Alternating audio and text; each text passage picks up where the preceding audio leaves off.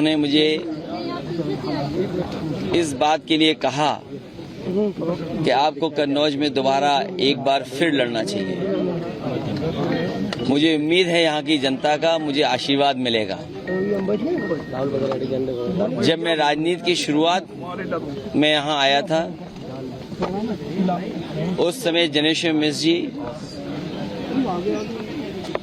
Amar Singh uncle, Netaji आदरणीय आजम खां साहब और बड़ी संख्या में उस समय के नेतृत्व समय समय पर यहाँ आया था और मुझे नेताजी ने यहाँ पहली बार चुनाव लड़ने का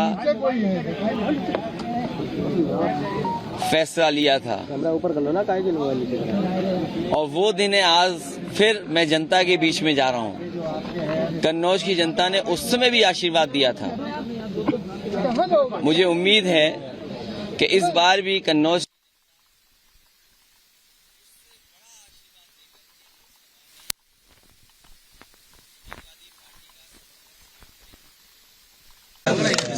ये चुनाव नकारात्मक राजनीति को खत्म करेगा। ये कन्नौज का चुनाव लगातार नकारात्मक राजनीति निकाल दिया को खत्म करेगा और जो कन्नौज की पहचान रही है, खुशबू, सुगंध, खुशबू की, मोहब्बत की, प्यार का एक बार फिर दौर कन्नौज में आएगा। जो महक कन्नौज की है, जो खुशबू कन्नौज की है, उसको और आगे बढ़ाने का काम, फैलाने का काम हम लोग करेंगे।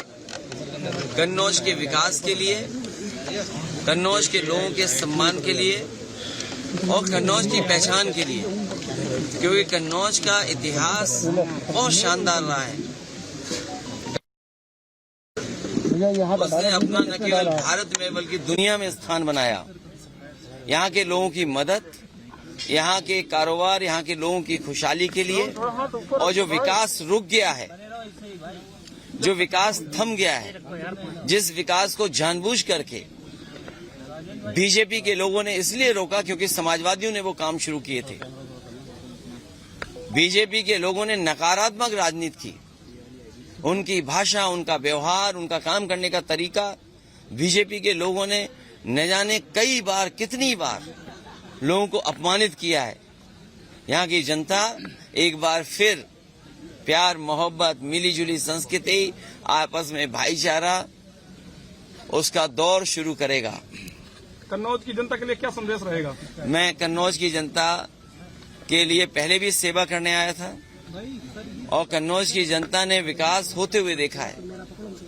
जो पुरानी पीढ़ी के लोग होंगे जिन्होंने लोहिया जी को चुना था, वो जानते हैं कि समाजवादी सिद्धांतों को डॉक्टर राम मनोहर लोहिया ने और समाजवादियों ने डॉक्टर बाबा साहब भीमराव अम्बेडकर जी के सिद्धांतों को आगे बढ़ाया और उसका परिणाम यह हुआ कि समाजवादी आंदोलन न केवल उत्तर प्रदेश में बल्कि देश में फैला। यहाँ की जनता ने नेताजी को भी चुना। यहाँ की जनता ने छोटे सिंह यादव, प्रदीप यादव और बहुत सारे सांसदों को चुना जो कई ऐसे समाजवादी विचारधारा से थे। हम समाजवादियों का, खासकर मेरा, क्योंकि जहां से शुरुआत हुई हो वहां फिर एक बार आने का जो सौभाग्य मिला है, मैं इस कन्नौज के विकास के लिए काम करूंगा। इसकी पहचान और बड़ी बन जाए उसके लिए काम करूंगा। यहाँ जो तमाम काम हुए हैं, चाहे वो एक्सप्रेस वे से जुड़ना, यहाँ का व्यापारी जब चलता होगा सड़क पर, कारोबारी जब सड़क पर चलता होगा तो महसूस करता होगा कि दुनिया की बेहतरीन सड़क समाजवादियों ने दी है। यहाँ पर जो बिजली का विकास है, चाहे सब स्टेशन बनने हो या तार या डिस्ट्रीब्यूशन में या जो जनरेशन में काम हुआ, वो समाजवादियों की देन है।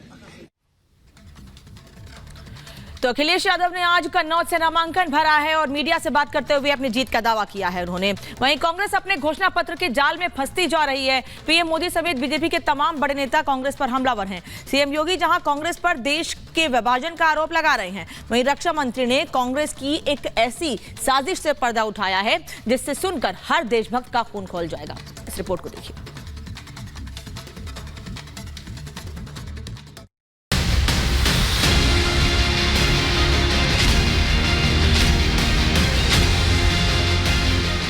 he can only transfer probably 45% to his children.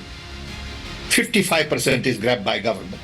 इस विरासत टैक्स की बात कर रहा है, इसको बांटेगा उन लोगों को जो घुसपैठिए हैं।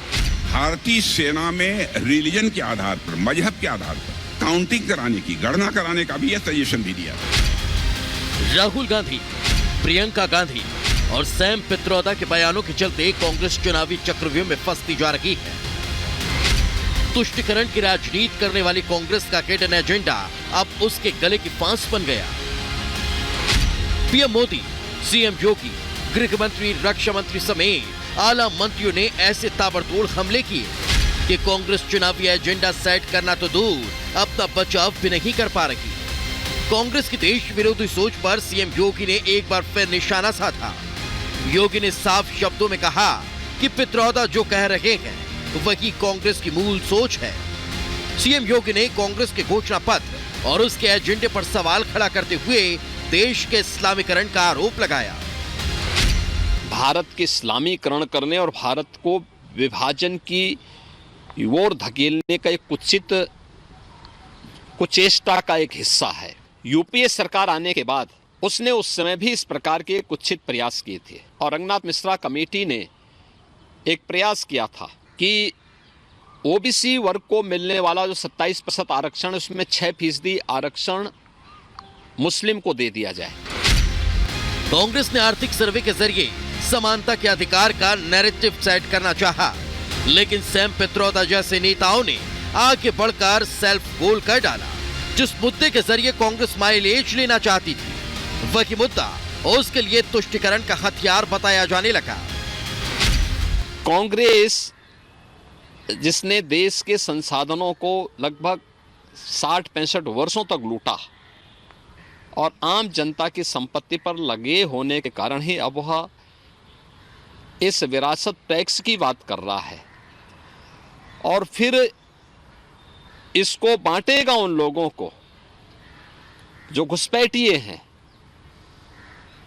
आखिर कौन नहीं जानता कि असम के अंदर, इस देश के नॉर्थ ईस्ट में या देश के अंदर अलग अलग भागों में जो करोड़ों की संख्या में घुसपैठी आए हैं, रोहिंग्या आए हैं, इनके पीछे तो कांग्रेस का ही वोट बैंक की पॉलिसी है। वोट बैंक के लिए कांग्रेस किस हद तक जा सकती है, इसका खुलासा खुद रक्षा मंत्री राजनाथ सिंह ने किया। प्रबुद्ध जन सम्मेलन में बोलते हुए रक्षा मंत्री ने सच्चा